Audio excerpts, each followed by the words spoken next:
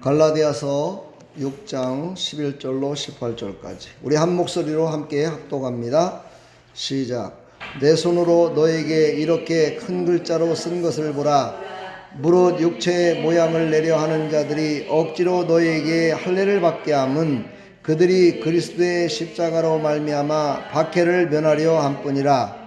할례를 받는 그들이라도 스스로 율법은 지키지 아니하고 너에게 할례를 받게 하려 하는 것은 그들이 너의 육체로 자랑하려 함이라. 그러나 내게는 우리 주 예수 그리스도의 십자가 위에 결코 자랑할 것이 없으니 그리스도로 말미암아 세상이 나를 대하여 십자가에 못 박히고 내가 또한 세상을 대하여 그러하니라. 할례나 무할례가 아무것도 아니로되 오직 새로 지으심을 받은 것만이 중요하니라. 무릇 이 규례를 행하는 자에게와 하나님의 이스라엘에게 평강과 공율이 있을지어다. 이후로는 누구든지 나를 괴롭게 하지 말라. 내가 내 몸에 예수의 흔적을 지니고 있노라. 형제들아, 우리 주 예수 그리스도의 은혜가 너희 심령에 있을지어다. 아멘. 하나님 감사합니다. 오늘 갈라디아서 마지막 시간 하나님의 크신 은혜를 베풀어 주셔서 오직 십자가만을 드러내는 믿음의 사람들이 다 될 수 있도록 은혜 베풀어 주옵소서. 예수 그리스도의 이름으로 기도합나이다. 아멘. 할렐루야. 식사들 맛있게 드셨나요? 네. 오늘은 한글날입니다. 한글날이 오늘 요양원에 가서 어르신들한테 물어봤더니 오늘이 무슨 날인지 아세요? 그랬더니 한글날이요 이렇게 대답하시는 분이 있더라고요. 그래서 한글을 누가 만드셨죠? 그랬더니 세종대왕이요. 이렇게 다 알아요. 할렐루야. 오늘 한글날 얼마나 한글을 많이 읽으셨나요? 한글로다가 번역된 성경 한 장이라도 보셨는가 모르겠습니다. 예. 오늘 그래서 제가 11절부터 18절까지 다 읽은 겁니다. 우리에게 한글을 주신 분은 세종대왕이라고 하는 게 아니라 하나님이 그에게 지혜를 주셔서 우리나라를 사랑하시는 하나님께서 미리 이 성경이 이렇게 번역돼서 한글로 다 하실 거라 하시고 하나님께서 그에게 한글을 이렇게 만드셨다 생각하면 그거는 정답입니다. 축복합니다. 자, 오늘 이제 말씀은 갈라디아서 6장 마지막입니다. 처음도 중요하지만 마지막이 참 중요합니다. 처음에 어떻게 시작했는지 아십니까? 기억이 안 나시나요? 예. 하나님의 부르심을 받은 사도 바울은으로 시작되는 갈라디아서 믿음장이라고 얘기했죠. 믿음이 갈라진 사람들에게 한마음이 되게는 그런 능력이 있는 말씀이 갈라디아서에 기록되어 있다. 이렇게 시작을 했었습니다. 여러분, 갈라진 믿음들이 하나로 다 이렇게 되셨나요? 대답을 안 하시는 거 보니까 더 갈라졌나요? 믿음이 예수 그리스도로 하나 되시길 축복합니다. 그래서 오늘 결론을 먼저 얘기하면 십자가로 하나 되라는 겁니다. 오직 십자가만을 자랑하고 오직 십자가로 살아라 라고 말씀하시는 거죠. 오늘 11절을 보니까 내 손으로 너에게 이렇게 큰 글자로 쓴 것을 보라 이렇게 하는데 왜 이렇게 글씨 크게 쓴 것까지 이렇게 사도 바울이 얘기했을까? 왜냐하면 사도 바울은 사역을 하면서 평생을 어디에 나와 있지는 않지만 이 간질로 인해서 눈을 많이 잘 보이질 않았던 것 같아요. 그래서 마지막 때에는 그가 옥중에서 편지를 쓸 때 그가 직접 쓰지를 못해가지고 다른 사람을 대필했다 이렇게 얘기까지 쓸 정도로 그 정도로 눈이 보이질 않았다라고 얘기를 합니다. 오늘 자기의 허물을 이렇게 드러내놓고 얘기하면서 이 편지를 마지막으로 쓰는 이유는 바로 이 갈라디아를 쓴 이유가 믿음 없이 육신으로 살아가는 사람들에게 육신으로 살지 말고 믿음으로 살으라는 그런 이야기들이다 보니까 내가 이렇게 육신적으로는 이렇게 힘들고 어려웠지만 나는 믿음으로 달려갈 길을 다 달려온 사람이다 라는 것을 얘기하면서 오늘 말씀이 시작되는 겁니다. 우리에게는 예수님 믿는 것 때문에 얼마나 기도했고 얼마나 예수님 믿는 것 때문에 아파한 게 있습니까? 그게 많으면 많을수록 바로 사도 바울 같은 이런 간증이 있을 수가 있겠지요. 그러나 내 십자가를 지지 않고 내 마음대로 내 뜻대로 살았다면 예수님을 나타낼 만한 간증이 없습니다. 우리는 예수님만을 나타낼 수 있는, 그런 말씀에도 나오지만은 나는 예수의 흔적을 지니고 있노라까지 이렇게 고백했던 이 사도 바울의 그 고백을 보면서 과연 나는 어떻게 내 마지막을 어떻게 장식할 수 있을까? 항상 그걸 생각하시면서 말씀의 마지막을 우리 것으로 받아들이기를 간절히 축복합니다. 고린도후서 12장 7절에 보면은 사도 바울이 이 육체적으로다가 이 눈에 보이지 않는 것 때문에 하나님 앞에 기도를 안 한 것이 아니라 기도를 했어요. 고백을 하죠. 여러 계시를 받은 것이 지극히 크므로 네가 자만하지 않게 하려고 내 육체에 가시 곧 사단의 사자를 주셨다라고 이렇게 계시를 받았다고 그래요. 여러분, 몸이 아프면은 다 막 예수님을 잘 못 믿어갖고 아프다라고 얘기하는 그런 경우도 있죠. 그렇죠? 그런데 사도 바울은 예수님을 잘 믿는 것 때문에, 능력을 받았기 때문에, 하나님의 은혜를 충만히 받았기 때문에 이렇게 사단의 가시가 그에게 박혀있다 얘기를 합니다. 그것이 은혜라고 그래요. 그것이 큰 은혜라고 이렇게 얘기를 합니다. 우리가 생각하는 거는 상당히 많이 차이가 있죠. 그렇죠? 우리가 삶을 살아갈 때 힘들고 어려우면 저거 예수님을 잘못 믿어서 저런가 봐 이렇게 얘기하는 사람들도 있을 수 있어요. 물론 그럴 수도 있습니다. 그러나 여러분 아십니까? 그것이 예수님을 더 잘 믿게 하기 위한 하나님의 방법일 수도 있다라는 사실을 우리가 또한 잊지 마시기를 간절히 부탁합니다. 육신으로 살려고 하면 절대 안 됩니다. 우리는 영적인 사람이 되기를 축복합니다. 그러면서 한편으로는 아이쿠, 저분 그냥 가셨으면 제가 어떤 생각을 했었을까, 그런 생각이 들더라고요, 갑자기. 그래서 이제 만나는 사람들마다 그냥 축복해야 되겠구나, 감사하는 마음으로 축복하며 그냥 사랑하는 마음만 가져야 되겠구나 하는 그런 마음을 제가 가졌어요. 사랑하는 여러분, 우리 옆에 사람 뒤에 사람 인사합시다. 무조건 사랑합니다. 주님의 이름으로 무조건 사랑합니다. 할렐루야. 우리는 어떤 조건을 붙이는 것이 아니라 무조건 사랑을 베푸는 우리들 됐으면 참 좋겠습니다. 오늘도 12절로 13절을 보면은요, 육신은 자랑할 존재가 아니라는 것을 확실하게 얘기하죠. 할례를 받는 사람들의 영적인 상태를 이야기하고 있습니다. 그들은 할례를 받아야 구원을 받는다고 얘기하는 거예요. 너희들이 예수님만 믿어서는 안 된다, 할례까지 받아야 된다라고 얘기하면서 그들을 유혹합니다. 그리고 그들을 할례를 받게 합니다. 근데 그것으로 구원을 받는 거, 그런 거 다 접수더라도 그렇지 않지만 그들은 그것을 자랑하고 다녔다는 거예요. 내가 말이야, 저 사람 예수 믿거든. 근데 할례를 안 받았더라고. 그래서 내가 얘기를 권면을 해가지고 저 사람이 할례를 받았어. 그래갖고 저 사람이 완전한 이제 구원을 받은 거야. 저 사람 나 때문에 구원 받은 거거든. 이렇게 자랑하고 다니더라는 거예요. 자기 자신은 어떻게 됐을까요? 참 궁금해지잖아요. 그렇죠? 그러니까 그런 모든 것들을 지금 사도 바울이 이야기를 하면서 육신의 것을 자랑하지 말라는 거예요. 육신의 것을 자랑하는 사람은 구원과는 관계가 없을 수가 있다는 거예요. 이 얘기를 지금 하고 있는 거예요. 그래서 사도 바울은 늘 정말 너희들이 육신적으로 하지 말고 영적으로 해라고 늘 얘기를 하는 거예요. 할렐루야. 영적인 사람들이 다 되기를 축복합니다. 지금 좌측에 보이는 다니엘 기도에 강사들이 쫙 나와 있어요. 20명의 강사가 나와 있죠. 저분들이 매일같이 이제 밤마다 8시부터 10시까지 강사로 나와서 이제 강사로 하실 분들인데, 저분들을 위해서 기도하십시오. 그래서 하나님, 저분들이 나와서 설교하고 간증할 때 큰 은혜 베풀어 달라고 이렇게 간절히 기도하시길 바랍니다. 저렇게 보고서 그냥 가면 이름을 다 못 입어요. 그러니까 저 뒤에 있는 그 전도지 그걸 갖고 가시든지, 한 장씩 갖고 가시든지, 아니면은 스마트폰으로 사진을 찍어 가지고 저걸 탁 놓고서 한 사람 한 사람을 놓고 기도하시면 여러분들이 나중에 저분들이 강사로 나와 갖고 간증하고 말씀 전할 때 더 은혜가 임해요. 할렐루야. 이게 바로 준비된 자라는 거예요. 준비된 하나님의 은혜가 있어요. 그런 은혜를 다 받으시기를 축복합니다. 그게 바로 영적인 사람이라는 거예요. 오늘 14절 14절을 한번 보면은 그러나 내게는 우리 주 예수 그리스도의 십자가 위에 결코 자랑할 것이 없나니 그리스도로 말미암아 세상이 나를 대하여 십자가에 못 박히고 내가 또한 세상에 대하여 그러하니라. 우리의 삶 가운데 보면은요, 십자가를 지지 않으려고 참 몸부림치는 경우가 많아요. 그렇죠?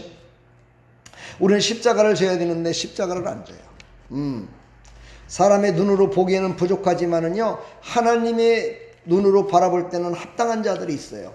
그러나 사람이 보기에는요, 완벽한 것 같은데 하나님이 보시기에는 아닌 사람이 있어요. 어떤 것을 보면 알 수 있을까요? 십자가를 지느냐 안 지느냐를 보면 알 수 있어요. 오늘 십자가를 집시다. 아멘. 아까도 내가 집사님하고 얘기하면서 거기서 얘기하고 오면서 제가 회개했어요. 아, 우리는 아직도 십자가를 지려고는 않고 있구나. 부끄러운 십자가를 지려고 하지 않구나. 화려한 십자가만 지려고 하고 있구나. 아, 주님 죄송합니다. 예, 그러면서 제가 다시 되돌아가 갖고 그분을 만나서 기도해주고 그러고 왔어요. 여러분, 정말 고난의 십자가, 부끄러운 십자가, 그 십자가가 하나님이 기뻐하시는 십자가라는 거예요. 화려한 십자가, 아름다운 십자가, 뭔가가 나타나는 십자가는요, 하나님과는 정말 거리가 멀 수도 있다는 사실을 우리가 기억하시길 바랍니다. 우리 집사님만 하실 거예요. 그렇죠? 그렇죠? 우리 십자가 집시다. 아픈 십자가를 져야 돼요. 십자가는 원래 아픈 거예요. 십자가는 원래 고통인 거예요. 근데 십자가를 고통을 당하지 않고 아픔을 당하지 않으려고 한다면 그거는 좀 뭔가가 십자가를 안 지겠다는 거고 똑같은 거겠지. 우리 같이 십자가를 집시다. 요한 1서 2장 2절에 보면 그는 우리를 위하여 화목제물이니 우리만 위할 뿐 아니라 온 세상의 죄를 위함이다. 예수님은 십자가를 지을 때요, 고통의 십자가 중에 가장 큰 고통의 십자가를 졌어요. 왜냐면요, 혼자서 지는 자기의 십자가라면 간단해요. 그렇죠? 그러나 예수님은요, 모든 인류의 모든 죄를 다 짊어지시는 십자가를 졌어요. 그러니 얼마나 큰 십자가를 진 거예요. 그러니까 예수님이 골고다 공원을 올라가실 때 혼자서 그 십자가를 지고 올라가지 못할 정도의 큰 나무 십자가를 지고 올라갔어요. 이것이 상징하는 이유는 뭐예요? 그분은 바로 만왕의 왕이시고 모든 인류의 다 죄를 다 한꺼번에 짊어진다는 그런 의미가 있는 거지요. 우리에게는 자그마한 십자가, 큰 십자가, 누구나 다 십자가 하나씩은 다 있습니다. 그 십자가를 기뻐하며 지었으면 좋겠습니다. 그렇게 되기를 나와 여러분 아멘 합시다. 아멘. 나도 아멘하고 여러분들도 아멘하고. 예, 그 십자가를 졌을 때 하나님이 기뻐하신다는 거죠. 할렐루야. 그러므로 나도 세상 사람들의 육신에 속한 자들처럼 그렇게 화려한 십자가를 지지 말고 정말 사도 바울처럼 이런 결단의 십자가, 부끄러운 십자가, 아픔의 십자가를 지기를 간절히 축복합니다. 제가 인터넷에 어떤 사람이 십자가를 그려놨는데 십자가가 너무 화려하게 그렸더라고요. 얼굴 막 올록돌록 해가지고 이쁘게 만들어 놨어요. 그래서 제가 한마디 했어요. 원래 십자가는 이런 게 아닌데요 하고 딱 했더니만 네 알고 있습니다. 요즘 현대 시대를 살아가면서 십자가도 또 뭐 디자인해가지고 이쁘게 해서 뭐 할 수도 있는 거지 뭘 그걸 갖고 그러냐고. 그래서 네 알았습니다 하고 제가 이야기를 마쳤지만은요, 사랑하는 여러분, 십자가는요 조금 부족하고 나약하고 투박스럽고 이런 십자가를 지어야 되겠다는 영적인 그런 사람들이 되기를 축복합니다. 화려한 것만 지려고 안 돼요. 교회 내에서도요, 화려한 십자가를 지는 사람들이 많아요. 막 봉사하고 충성하고 막 전도하고 이렇게 해가지고 하는 거 다 좋아요. 근데 기도하는 건 하는데요, 전도하는 건 않더라고요. 그래서 왜 전도를 안 하냐고 그랬더니 전도를 하면 가서 사정해야 되잖아요. 전도를 하면 가서 막 핍박도 받아야 되잖아요. 그러니까는요, 저는 전도는 못해요. 근데요, 제가 기도는 해드릴게요. 그 기도를 하나님이 받으실란가 안 받으실란가 나는 모르겠지만 아무튼 간에 여러분요, 정말 핍박을 받고 고통을 당하는 그런 십자가, 그 십자가를 스스로 질 수 있는 나와 여러분이 다 됐으면 참 좋겠습니다. 그랬을 때요, 하나님이 기뻐하시는 거예요. 그걸 보면은 그 사람이 육신에 속한 자인지 영에 속한 자인지를 알 수 있다는 거예요. 우리는 영에 속한 자 되기를 축복합니다. 15절에 보니까 할례나 무할례가 아무것도 아닌데 오직 새로 지으심을 받은 것만이 중요하니라. 우리는 새로 지으심을 받았어요. 요한 1서 5장 5절에 보면은요, 예수께서 하나님의 아들심을 믿는 자가 아니면 세상을 이기는 자가 누구냐? 이는 물과 피로 임하신 이신이 곧 예수 그리스도라. 물로만 아니요 물과 피로 임하셨고 증언하는 이는 성령이시니 성령은 진리니라. 증언하는 이가 셋이나 성령과 물과 피로 또한 이 셋은 합하여 하나니라. 이렇게 말씀하셨어요. 이 말은 무슨 뜻이냐면요, 성령의 인도하심으로 우리의 삶이 하나씩 하나씩 벗겨져야 돼요. 벗겨지면서 우리의 잘못된 거죽들, 우리의 잘못된 그 더럽고 추악한 제약된 것들 하나씩 다 벗어던져야 돼요. 다 벗어던져버리고 이제는 우리는 성령의 인도하심 따라서 살아갈 때 물로 씻음을 받고 피로 우리가 완전히 깨끗한 죄에서 죄 사함을 받고 성령 충만함으로 승리하는 삶이 되기를 간절히 축복합니다. 이런 사람이 하나님이 기뻐하시는 사람이래요. 이게 바로 진리래요. 이게 진리. 진리가 뭡니까? 라고 물어볼 때 진리는요, 물과 피로 깨끗함을 입어 성령의 인도하심 따라 살아가는 겁니다 하고 대답하면 100점입니다.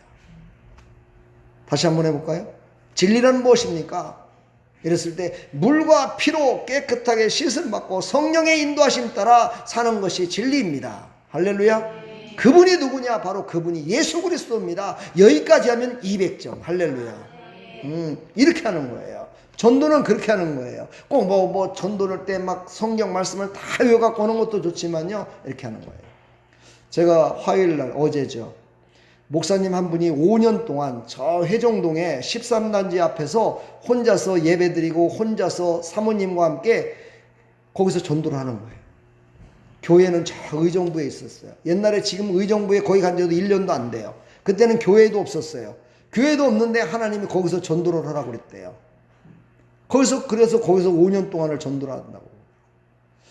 어제 나한테 전화가 왔어요. 그저께 전화가 왔거든요, 월요일날.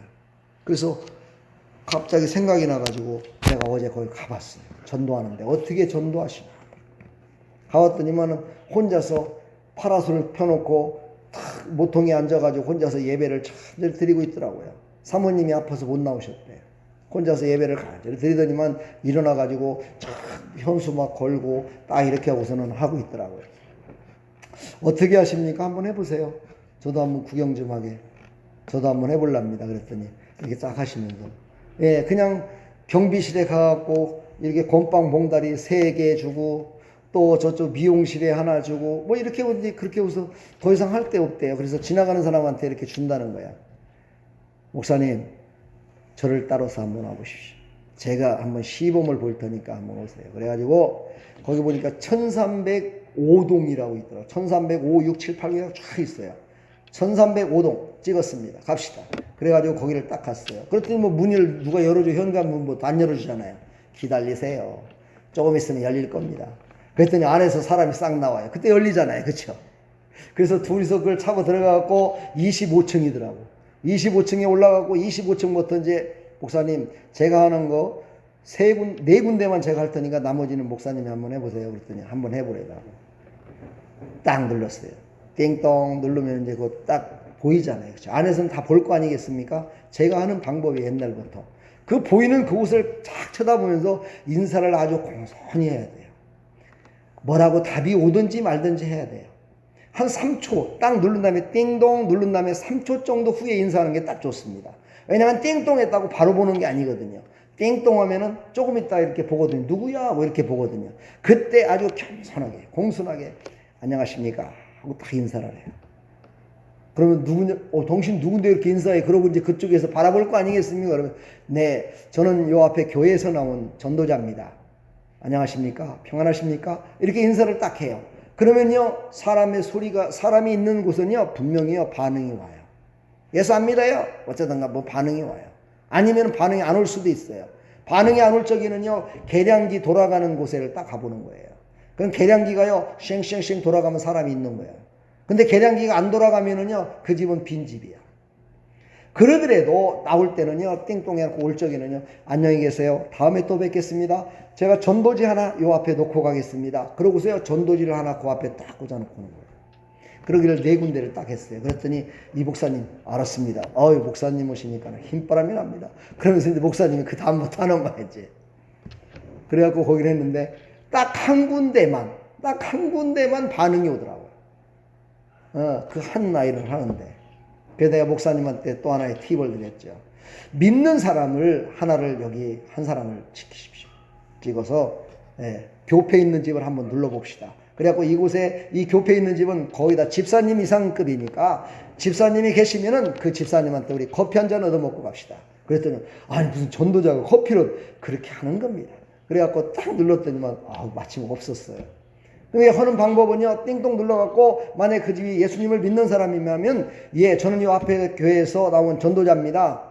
제가 한 가지 부탁을 드리고 전도하러 온 게 아니고 부탁을 드리고 싶어서 그런데 문 좀 잠깐 열어주실 수 있겠습니까? 그러면서 주보라든가 전도지를 보여주면 문이 다 열립니다.